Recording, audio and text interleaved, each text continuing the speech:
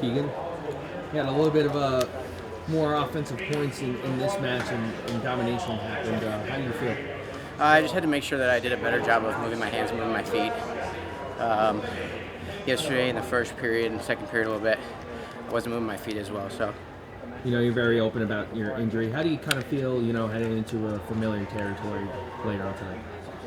Um, Dude, I got 2 matches left in college. I want to have fun with them.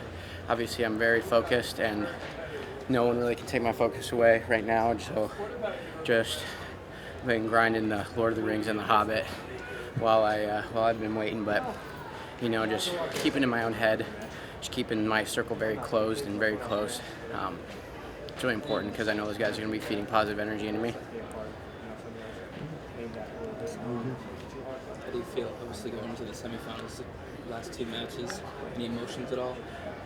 No, not quite yet. It's still compete mode. Like I said, I haven't even been really texting my wife too much just because I'm so focused right now. I'm sure that she's kind of annoyed with me, but she understands and she's super supportive, and so I'm very grateful that I have someone like that. But yeah, just enjoy it. I gotta go eat some food. I gotta get some energy back in me. I want to take a nap. These late nights with having to lose some weight, I couldn't even fall asleep to probably past midnight. Gotta get up and wait in the morning. So it's a grinder of a tournament. Tell you about recovering from your injury and what that looked like, and how that got you to here this weekend. I didn't miss a single day of practice, even if it meant I was just doing stance and motion, or I was only drilling down block go behinds or something like that. But I just had to trust in my athletic trainer, Mitch Swee. I had to trust in my team surgeon, Bus Tarbox, and obviously Coach Smith has been in the game for almost 3 decades now, and so I think that when he sets out a good plan, sometimes my young ego always wanted to go hard will take over, but I really had to slow down, be patient, and listen.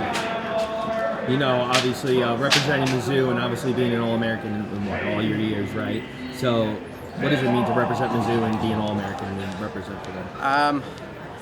It hasn't really sunk in, but I guess I'm a 5-time All-American. There's not many people that can say that just because I got lucky with the 2020-2021 season, but I'm just very grateful for the journey that I've been on. It hasn't been easy. It hasn't been as successful, I guess, in my own way as I would like, but the beautiful thing about that is that's how life goes. You're never really gonna things aren't always gonna go perfect.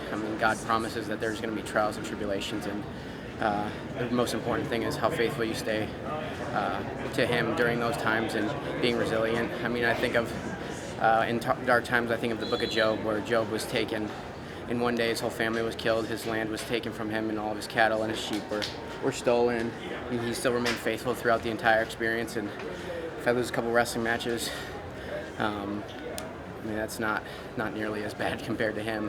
So, just self-perspective. You said you've been reading Lord of the Rings and the Hobbit in between? Watching. Yeah. Why? Well, I forget. My old roommate is obsessed with the Lord of the Rings, and I never had watched the extended cut version of them, and I think the runtime for all the movies is over 10 hours for all 3. And so, I got a long trip. I don't have any homework to do. I want to keep the noise around me as quiet as possible, so what better than throw on my headphones and just binge watch a couple movies. Is there anything you took away from those movies that you brought to the tournament? No. Like a quote or something? No, man, they talk in some crazy old English in those movies, but J.R. Tolkien, it's kind of funny because in our small group we talk about C.S. Lewis, who was a former atheist, and then he turned to a Christian, and he wrote a book called The Screwtape Letters that we had been reading. And J.R.R. Tolkien, the author of Lord of the Rings, was the one that actually brought C.S. Lewis to Jesus. And obviously C.S. Lewis went on to be one of the greatest fictional Christian writers of all time. So, I don't know, just weird parallels that just kind of happened. That's cool.